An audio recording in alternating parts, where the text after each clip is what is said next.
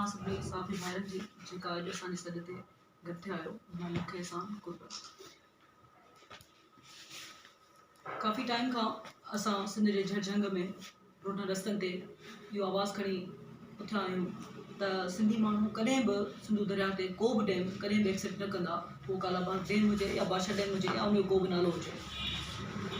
जीअं त असां सभु ॼाणूं था त हमेशह खां पंजाब जेको आहे उनजो सिंध दुश्मन रवैयो रहियो आहे, इरसा जो सिंध दुश्मन रवैयो रहियो आहे, वफ़ाक़ जो सिंध दुश्मन रवैयो रहियो आहे। छो जो जॾहिं बि पाणी जा मुआहिदा थिया आहिनि उन्हनि कंहिं बि मुआहिदे ते, चाहे उहो रिटन में हुजे या वर्बल हुजे, कंहिं बि मुआहिदे ते कॾहिं बि उन्हनि अमल नाहे कयो।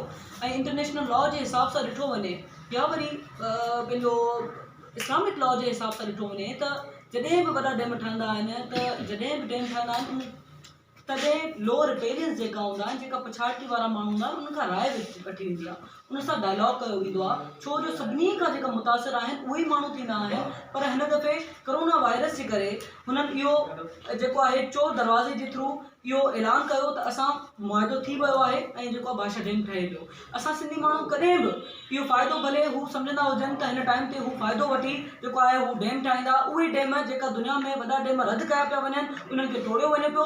हिते वरी उल्टो सिस्टम आहे, हिते वॾा डैम जेको आहे ठाहिण शुरू थी विया आहिनि। भई उन सां इको सिस्टम खे नुक़सानु आहे, उनखां एनवायरमेंट खे नुक़सानु आहे, उनखां फॉरेस्ट खे नुक़सानु आहे। तव्हां वॾा डैम आख़िर कीअं था ठाहे सघो, उहे बि खरबे रुपया ख़र्च करे टेम्पररी फ़ाइदे जे करे तव्हां वॾे मुस्तक़िल जेको आहे नुक़सानु ॾियो था असांजे एनवायरमेंट खे, इको सिस्टम खे। इन करे असां कॾहिं बि को बि डैम, वॾा डैम कॾहिं बि एक्सेप्ट न कंदासीं। छो जो सिंध जी 80% आबादी जेको आहे उहा ज़राअत ते आहे, उनजी इकॉनमी जेकी आहे उहा ज़राअत ते आहे।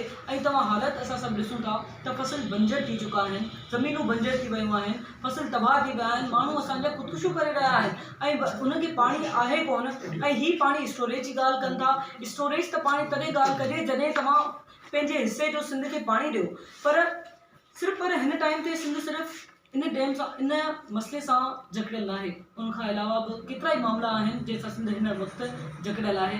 उहो पंहिंजो धारी आबादगारी जो मसइलो हुजे, डोमिसाइल जो मसइलो हुजे, रॉयल्टी जो मसइलो हुजे या वरी डैम जो मसइलो हुजे, केतिरा ई अनेक मामला आहिनि जेका पंहिंजी नोए जा इलाही अहमियत जोगा मसइला आहिनि। असां सम्झूं था त हिन टाइम ते जीअं त माण्हू मसइलनि में आहिनि, माण्हू परेशान आहिनि लॉकडाउन जे करे, बिज़नेस बंदि लॻा पिया आहिनि उन जे करे, उन करे असां सम्झूं था। पर असां इहो बि सम्झूं था त जीअं त ज़राअत असांजो मुस्तक़िल जेको आहे, असांजी ज़राअत जेको आहे असांजी ख़ुशहाली उन सां ई आहे।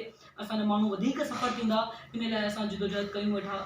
असां 8 जून ते कल्ह नवाबशाह प्रेस क्लब सुबुह जो 10 बजे अलामती बुख हड़ताल करे रहिया आहियूं। असां पहिरीं बि लाड़काना, घोटकी, सक्कर ऐं हाणे नवाबशाह में बुख हड़ताल करे रहिया आहियूं। तव्हां सभिनी भाइरनि खे इहा रिक्वेस्ट आहे त महिरबानी करे असांजो आवाज़ु बणिजो। असांजो जेको आहे जीअं असां इहो ॿुधाए सघूं उन्हनि जेको आहे माण्हुनि खे, पंजाब खे, वफ़ाक़ खे, त अगरि तव्हां असांजो आवाज़ु न ॿुधो त असां पंजाब जा रोड रस्ता बंदि कंदासीं। छो जो इन सां असांजी ज़िंदगी वाबस्ता आहे, असांजी ख़ुशहाली वाबस्ता आहे, असांजो जियापे जो इहो ई हल आहे। इन करे असां जेको आहे पंहिंजो आवाज़ु उथारींदा रहंदासीं जेसि ताईं असांजो तव्हां आवाज़ु न ॿुधो। त असांजो आख़िरी जेको आहे राय अमल इहो ई हूंदो त असां जेको आहे पंजाब जा रोड रस्ता बंदि कंदासीं। जी सर।